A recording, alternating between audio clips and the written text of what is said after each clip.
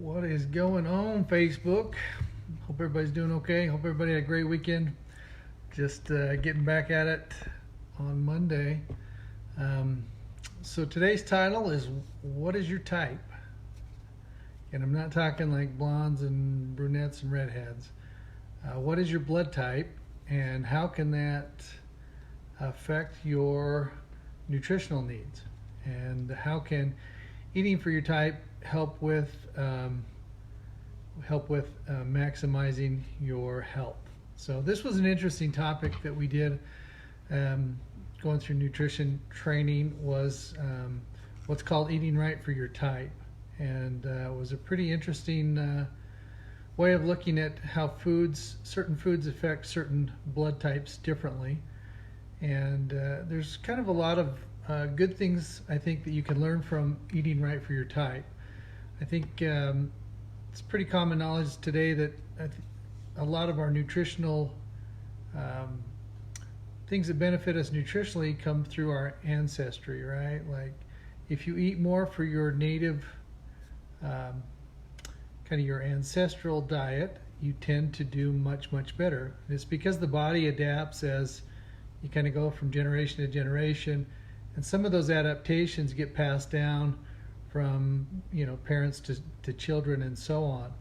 And so as you get farther down the genetics, like trying to eat similar to what your ancestors ate, you tend to do much better because you're kind of already have a lot of those built-in mechanisms that make it easy to digest certain foods or process certain foods. You might have more enzymes, you might have more things that make more tolerable to dairy, to wheat, to meat, based on your genetics. And so eating right for your blood type was kind of an interesting way of looking at that. And we live in such a different culture today than it was just not too far long back in our history, right? Because we live in such a culture today now with travel and being able to intermix cultures and intermix food, that it's a lot different than it was just 100 years ago or 200 years ago, right? You could only eat, back then you could kind of only eat what was in your native area, right? We can go down to the supermarket today and you can get foods that come in from South America, from Mexico, from the Caribbean. You can buy pretty much food from anywhere around the world, like just by going to your local supermarket. And that has not always been the case in our history, right? Back a couple hundred years ago, you kind of had to eat what was native to where you lived. And we're also introducing different cultures and different genetics into our offspring even. Like I look at my life, for example, like I married someone from South America, Analia, and she's from Argentina, and her background's really different too, because she has one parent that's European descent and she has one parent who is Native American. And so her ancestry ate very different, right? Her dad's side of the family comes from the jungle in Peru and Bolivia, and her mom's side of the family, they come from Germany, Italy, and so forth. And then you have my ancestry, which comes from Northern Europe, England, Wales, and so our kids are such a genetic mix, right? And so they have such a different, I think, background with nutrition based on their ancestry, right? Because they are such a diverse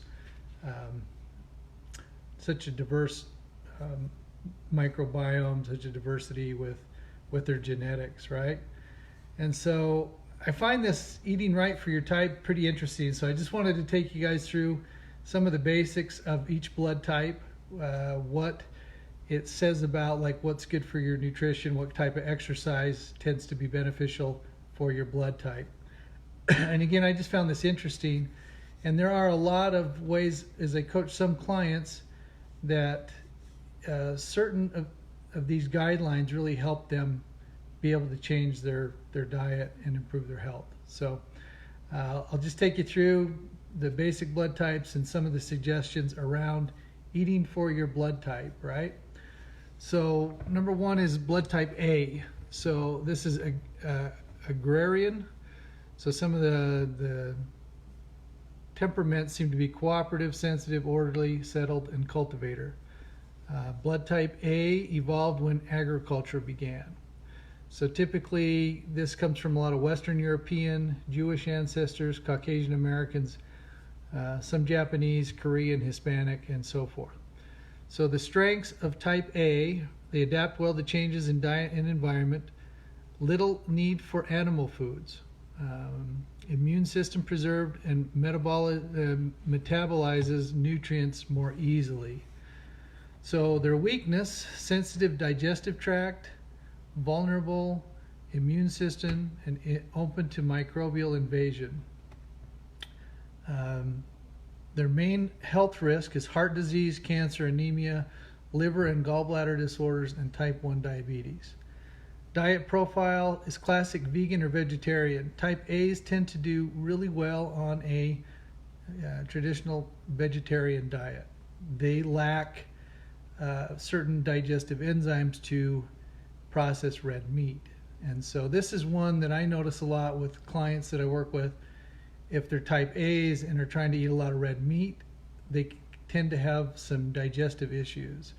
And so like digestive enzyme can be really beneficial for type A's who do eat a considerable amount of red meat. Okay.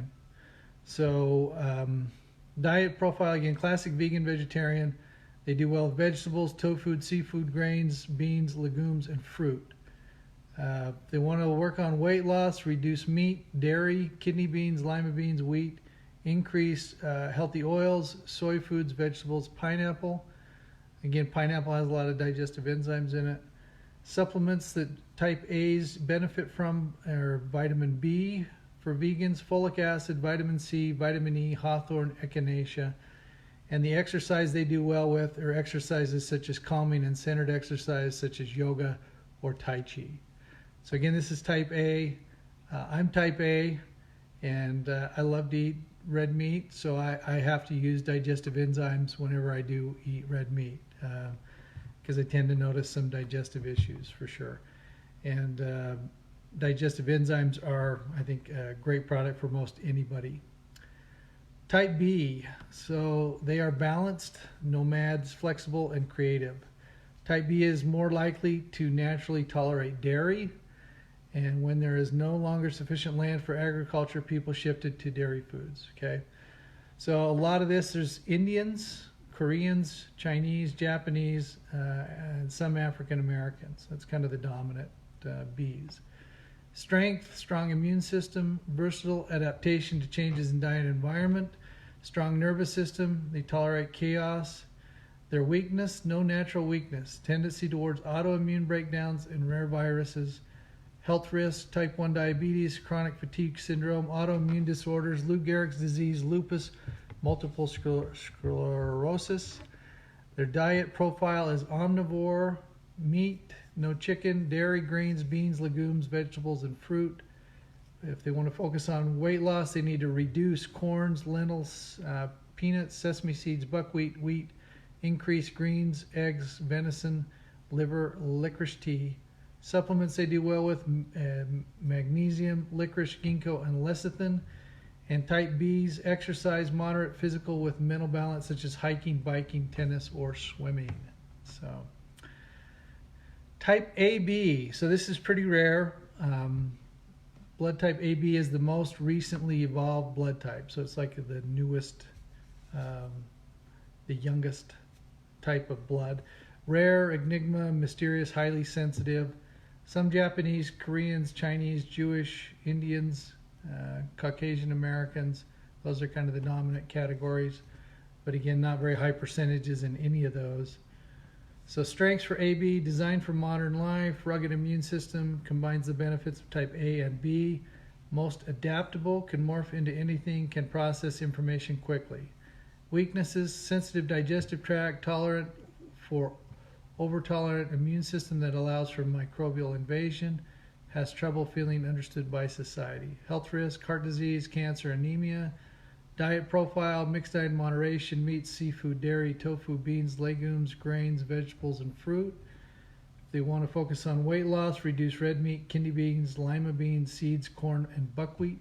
Increase tofu, seafood, good quality dairy, greens, kelp, pineapple. Supplements they do well with or need: vitamin C, hawthorn, echinacea, valerian, quercetin, and milk thistle. Exercise for AB, or calming centered exercise such as yoga, tai chi, combined with moderate physical exercise such as hiking, cycling, and tennis. And then finally, type O, which is the oldest blood type, most susceptible to wheat and corn allergies. This type is strong, hunter, leader, self-reliant, and goal-oriented. Type O is kind of a warrior bloodline, right? So American Indians, Hispanics, African Americans, Caucasian Americans, Western European, Jewish ancestry, Indians, some Japanese, Chinese, and Korean. So strengths: hardy digestive tract, strong immune system, natural defenses against infection, efficient metabolism, shorter small intestines, less chance for cancer. Weakness: low tolerance for new diets and new environments. Immune system can be overactive and attack itself. Baked goods may cause a tired, foggy feeling. Health risk: if you're type O, low thyroid, inflammation, arthritis, blood clotting disorders, ulcers because they get overly acidic. Diet profile: they do well with red meat, strong enzymes to digest meat, high protein vegetables, and fruit. Again, type O's tend to need red meat, where type A's tend to not do well with it. So when you get a type O that wants to become vegan or vegetarian, they tend to have some issues because they tend to need red meat. They tend to need some of those vitamins and nutrients that you get from meat consumption. So where type A's, if you eat a lot of meat, that can be kind of detrimental. Type O's, if you go vegetarian and vegan, you're going to need some supplementation in there as well. So, weight loss for type O: reduce wheat, corn, baked goods, kidney beans, lentils, Brussels sprouts, cauliflower, mustard. Increase kelp, seafood, salt, liver, red meat, kale, spinach, broccoli, and pineapple. Supplements for type O: vitamin A, vitamin K, calcium, iodine, licorice, kelp, Coleus forscoli. This is a type of herb for O's who want to be vegetarian but crave meat. So again, if you're type O, want to be vegetarian, Coleus forscoli is a good supplement for that. And exercise, they like intense physical exercise such as running, aerobics, contact sports, martial arts, and power yoga.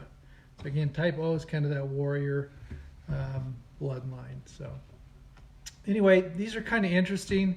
Eating for your blood type. Again, I think as we continue to move forward in nutrition, there's going to be more and more based on your own unique genetic makeup. But I think part of that has to do with your, eating for your blood type. Makes a lot of sense. Certain blood types lack certain digestive enzymes and do better with certain changes. So again, some of the big ones I notice, again, type A, you tend to need some digestive enzymes if you're going to do red meat. And type O, you need to supplement if you're going to try to be vegan or vegetarian. So those are the big ones. So again, if anyone would like to get a copy of this report on blood type, eating for your blood type, send me a private message. Let me know what blood type you are, and I will get that out to you guys. So again, I think it's interesting information. Can be beneficial when you're trying to make changes with your diet to improve your health. And so again, if you'd like a copy of this report, I'd love to send it out to you guys. So just hit me up with a private message. Hope everybody's having a great day. Hope everybody's happy. Hope everybody's healthy. And hope everybody makes the best of today. So we'll talk to you guys later. Thanks. Bye.